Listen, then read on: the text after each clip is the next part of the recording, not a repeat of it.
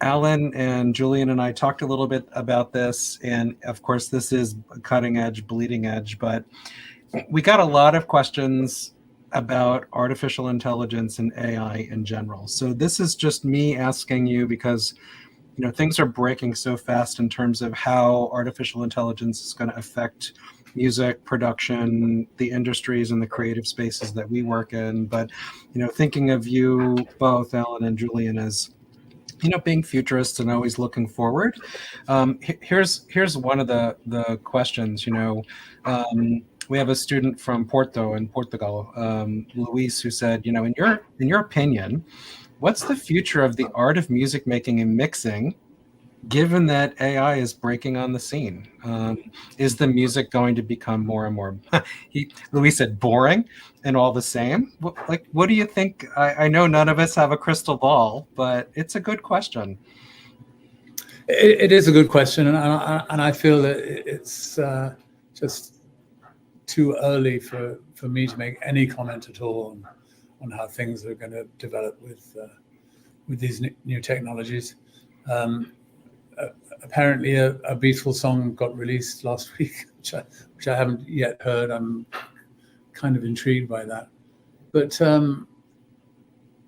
I'm hopeful that the human element will always prevail. But who knows? Like you said, nobody's got a crystal ball. Nobody really knows how this technology is going to develop. It's a little bit frightening. I find it a little bit terrifying that a machine can do all the things that humans do. Terrifying. Yeah, it's a topic like immersive that's coming up on campuses all the time. I mentioned I was in conversation on a campus advisory committee, just yesterday, and it was one of the things that came up. How to incorporate thinking about a new technology, software, how AI. I mean, with Focusrite and the Focusrite Fast plugins in the bundle, there is in fact an AI engine that provides instructive feedback and suggestions, and we're moving in that direction. The world's moving in that direction, and yeah, like we said, there's no crystal ball to know where it's going to go, but certainly it's at top of mind for everyone.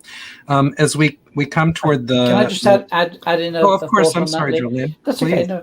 No, my feeling is that it will kind of take over to the degree that we let it take over. I think that music is at its core something that humans do. I've always said, you can teach your computer to eat spaghetti if you want to, but kind of why? And music is a human activity.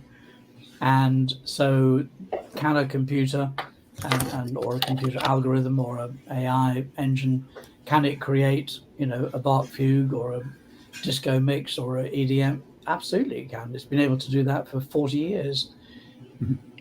Kind of, what's the point? Because it's something that we do, human beings need to do to be creative, and other people who like listening to things that have been created by people like.